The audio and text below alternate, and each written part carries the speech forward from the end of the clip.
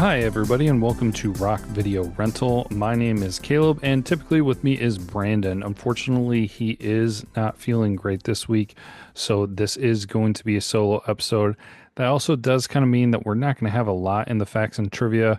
I'm not sure if Brandon has more, but he is so under the weather. I did not get his notes, so I don't know if I have the same facts and trivia that he does for the movie we're talking about this week, or that I'm talking about this week, as we close out Awesomely Bad Movie Month.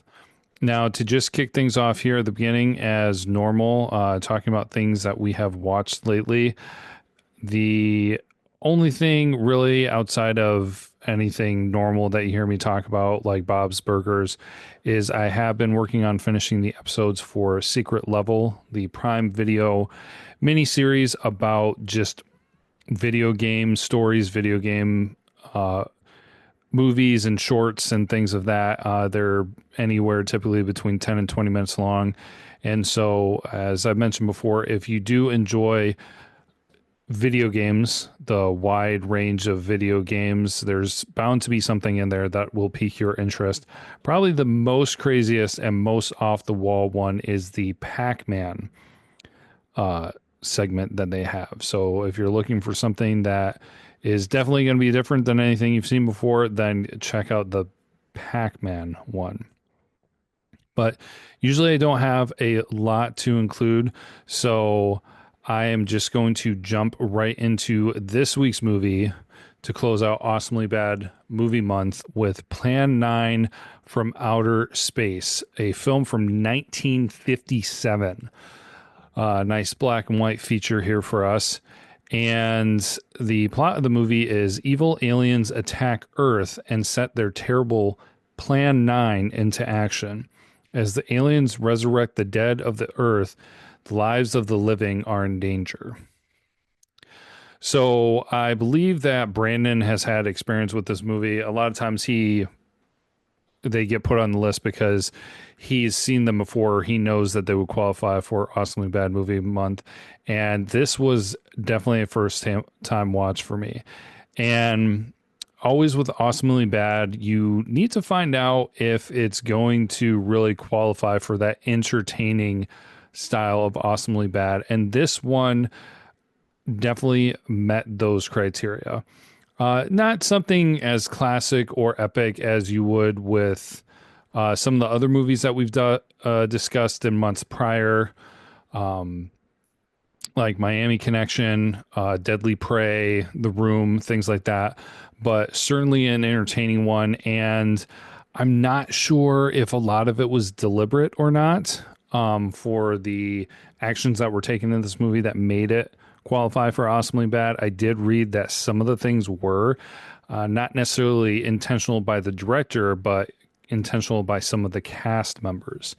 Speaking of cast members, let's go ahead and share some of those. We have Gregory Walcott as Jeff, Tom Keane as Colonel Edwards, Mona McKinnon as Paula, Duke Moore as Lieutenant Harper, Carl Anthony as Patrolman Larry, Paul Marco as Patrolman Kelton, Tor Johnson as Inspector Clay, and then Dudley Manlove as Eros.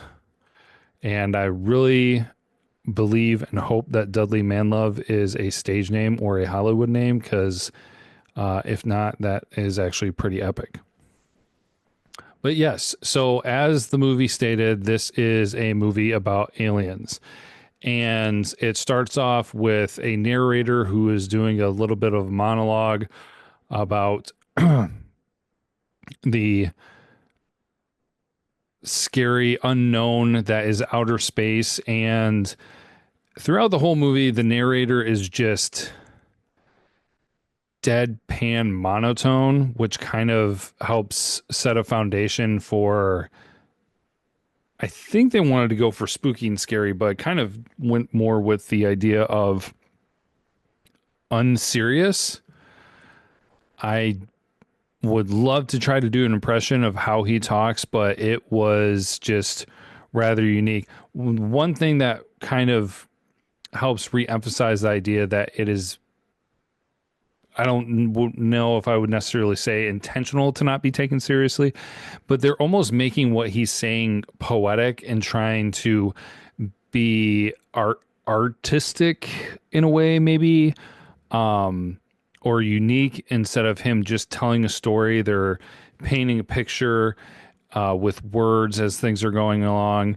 And there was a phrase that he kept saying over and over again.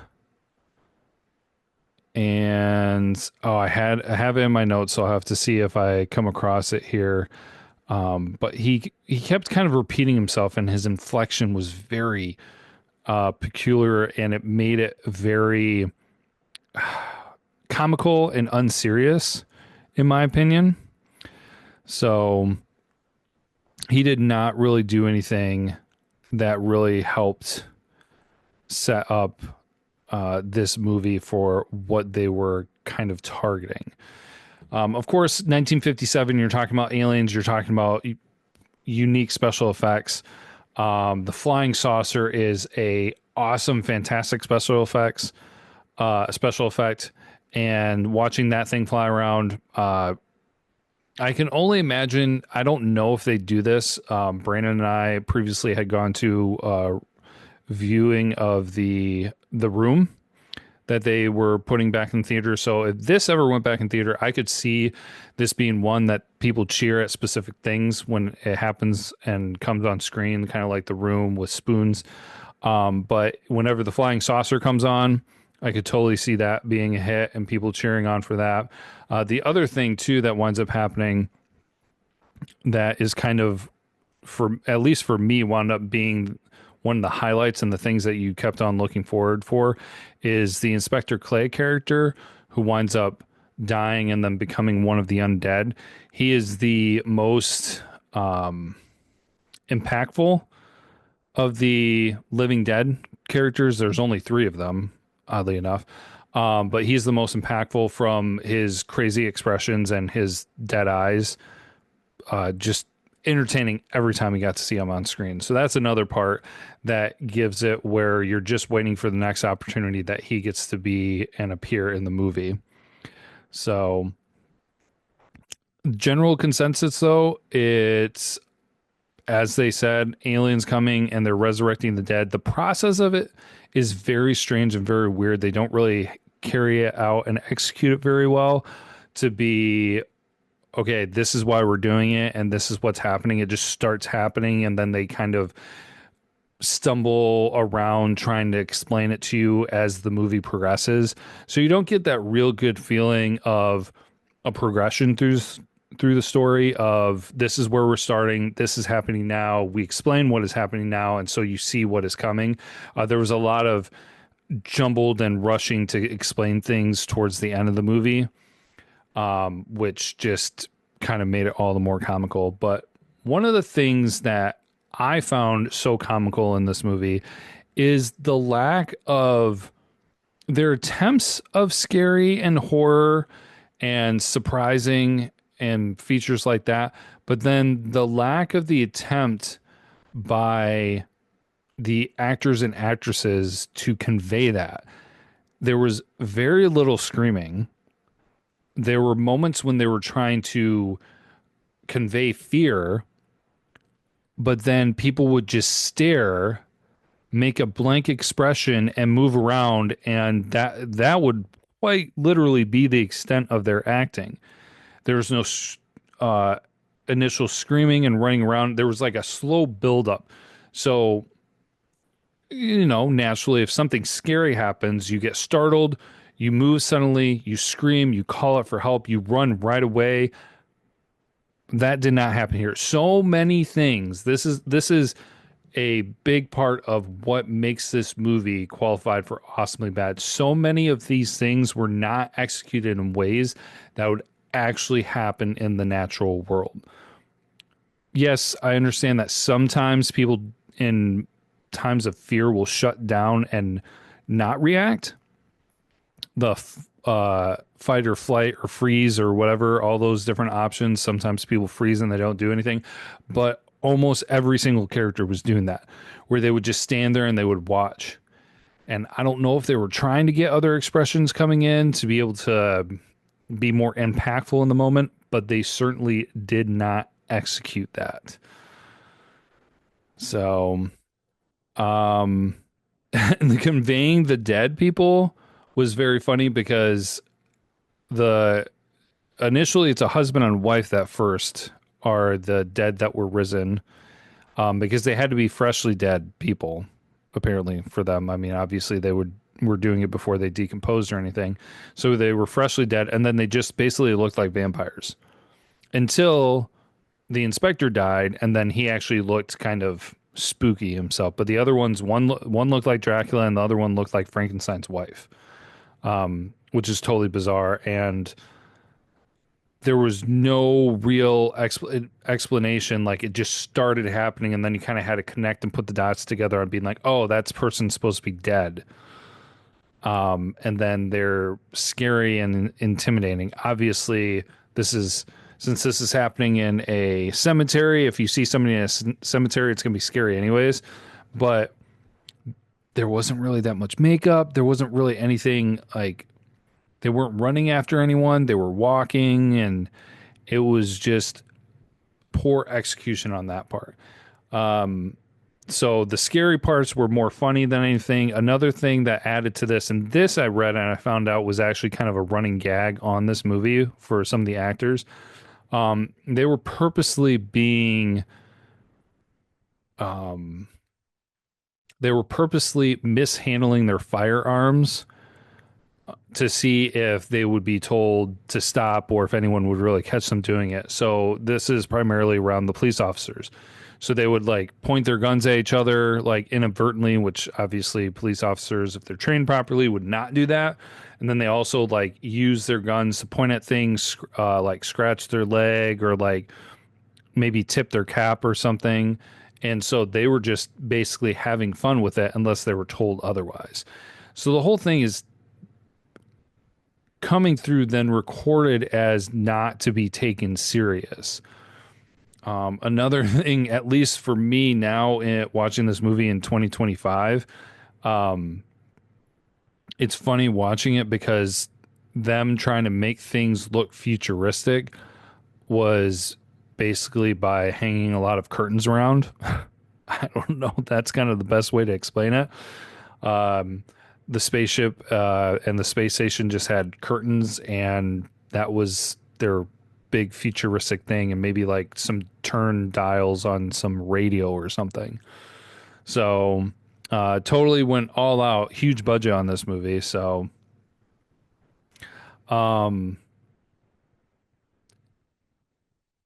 it doesn't really come through as something that I would think that you would find people watching on repeat a whole lot. I mean, is it entertaining enough to watch a few times, especially with friends? Yeah, I could kind of see it. They're trying to kind of inflict the fear of the whole aliens happening because then the aliens were first trying not to be seen and then they started being seen all over the place. And it's very interesting to me because I remember it's actually years ago now that I had somebody on here and I was talking to them, a friend of mine, and they were talking about how the over the years of horror that a lot of times horror movies will reflect what's going on in society at the time. You know, you'll have movies about a virus outbreak, and that was around, COVID or some different things like that. Or there were things back in, I want to say maybe it was the 60s about the government dumping things in the water or in landfills. And so then it was affecting animals and things. Barracuda was a movie kind of like that.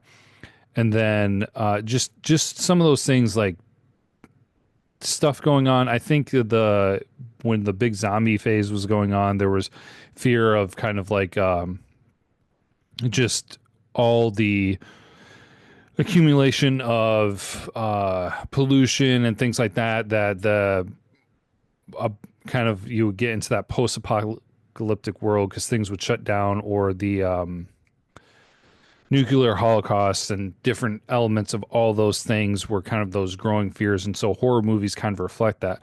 So this one, Plan 9 from Outer Space, is kind of interesting because they talk about uh, the alien Eros winds up going on his villain monologue to inform some of the people of what's going on. And it's the fact that the aliens are essentially afraid of humans and planet Earth because they keep on making bigger bombs to kill each other and everything. And eventually they're putting things at risk, not only for their planet, but for the solar system. Because they said if you're going to go to, I think it was the atom bomb and hydrogen bomb and all those different things, it's just a matter of time before you try to use the greatest power source, the sun, and blow up, and you'll blow up the universe. And so that back then in the 50s, rightfully so, after World War II and everything, is something that's kind of on people's mind. The Cold War and all those kind of things of nuclear warfare, that was something that was fresh on people's minds. So it's kind of interesting to see them talk about that because I don't know. I did not think and expect for them to go there with this movie. So there was at least part of this movie that they were trying to be somewhat serious. Honestly, I believe that they were trying to keep have it truly be kind of like a scary sci-fi horror movie, but it really missed the mark with how they executed it. So, um, just a entertaining movie. I think nothing to really bolster compared to some of our best awesomely bad movies. But I had fun with it. It certainly did drag in some areas. I think one thing too that helped keep it entertaining and a little bit with the comic relief was just that they seemed to purposely make the police officers dumb, and so it made the movie more goofy. So credit for them on that because yeah, every little bit. There's not really a strong point with this movie where I would say, oh my gosh, this is the what makes this movie. Like I keep going back to it, but The Room, like Tommy Wiseau made that movie, obviously, but like he was the reason why that movie was so good. Like if you took him out and substituted somebody else in, it would not be as great as it was. With this movie, Plan 9 from Outer Space, there's not really that one thing. There's just a bunch of little things that go together, get put together, and make this movie what it is. So, you know, it's certainly not for everybody. I had a decent time with it. I don't really need to break down the whole movie, but to kind of go through it real quick with the cliff notes and everything, you have the aliens who were secretly coming in and they were trying to watch and make statements. They were bringing back the dead. They were experimenting things with bringing the dead back to life.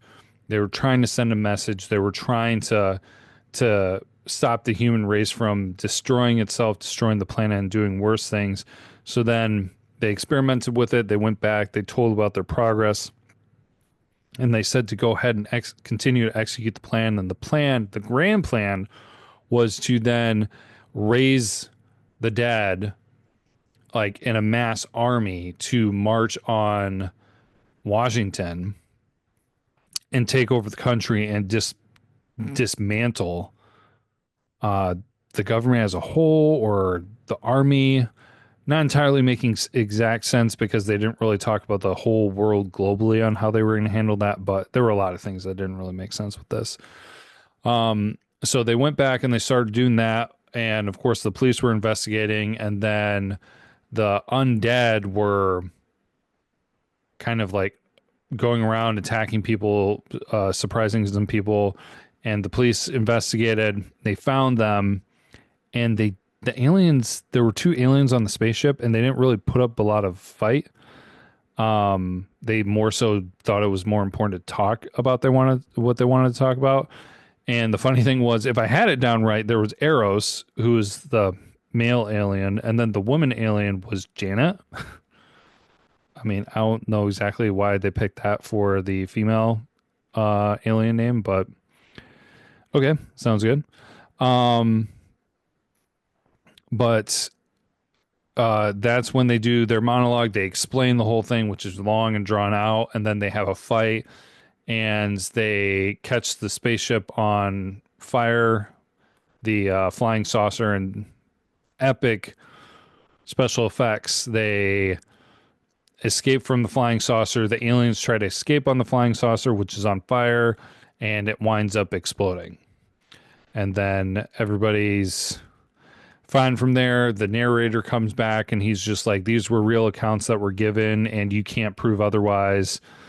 And I think he ends it with saying, God help us in the future. Not sure exactly how ominous that was supposed to be, but that kind of landed a little bit flat. But Plan 9 from Outer Space. Quite the interesting one. Gave off a lot of Hand of Manos feelings, kind of with that one. So, obviously, kind of two movies that were from around a similar time, but the acting and the execution, I think you could put those two movies kind of in a comparison and be like, okay, which one maybe did it worse? So, so again, like I said, it's not. I don't really have facts and trivia too much for this one. I shared about how the cast was just kind of having fun and messing around. And so a lot of it wound up making it into the movie where it made the police officers kind of look more goofy and unintelligent. I think that actually kind of worked to their benefit a little bit. But other than that, I don't really have anything to really to share, except for there was a different name originally for the movie. It originally was labeled as being Grave Robbers from Outer Space, which frankly for me, um, I think maybe would have been a little bit better. Plan 9 from Outer Space. Anytime I heard that title, I thought it was Planet 9, not Plan 9. So it is what it is. I like the title of Grave Robbers from Outer Space. It's kind of like Clowns from Outer Space, but yeah, that is mainly the breakdown. I'll go into kind of a review with final thoughts here in a moment. A little bit more facts with the movie. I don't have any box office, but I did find that it was labeled that the budget for the movie was only $60,000. Of course, that was back in 1956. And it was only shot in a matter of 2 months. Actually, less than 2 months. It was really more in the time period of about 1 month.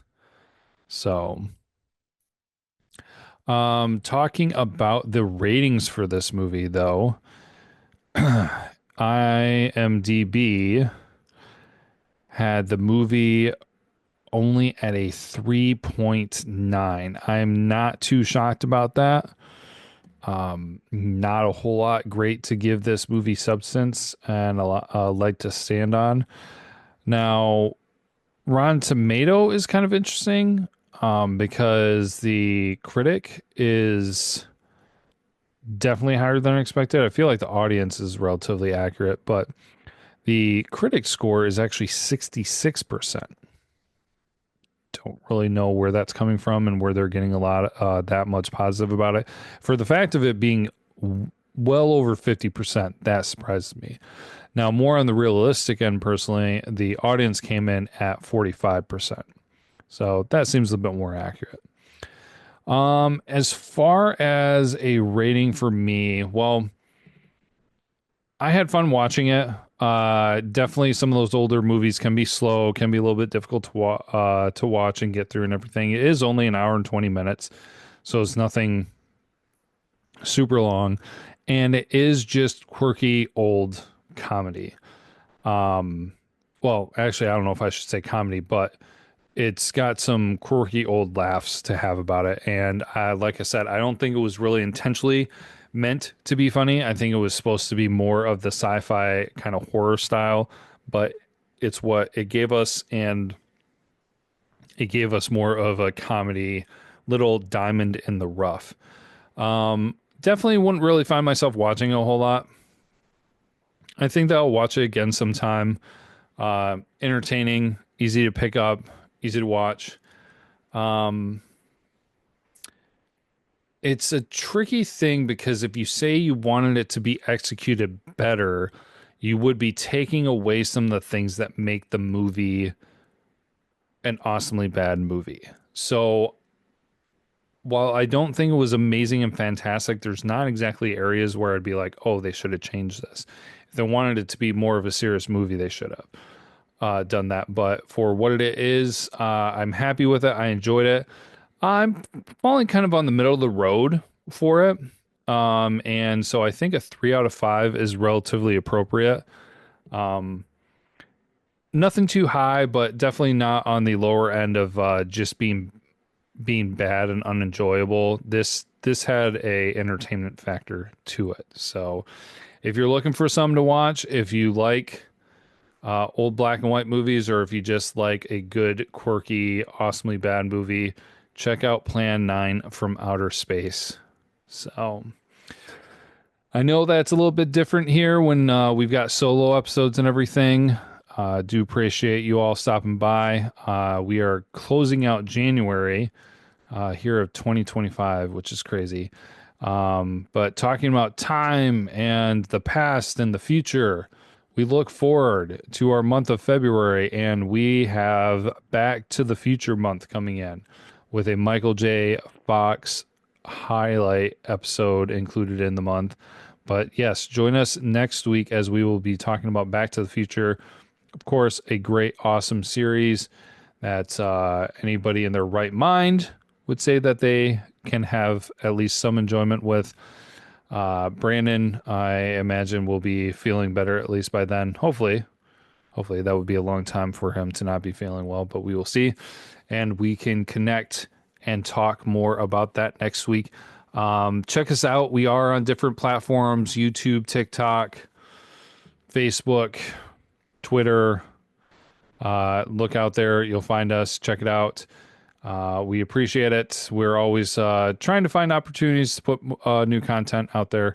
If you like what you're hearing, make sure to leave us a review and subscribe on our different channels for the podcast. We appreciate everyone hanging out, and we hope that you have an awesome week and enjoy a movie. Enjoy an awesomely bad movie, even if it's not one that we talked about this month. Hope you get out and enjoy an awesomely bad movie. But as always, until next time, be kind and rewind.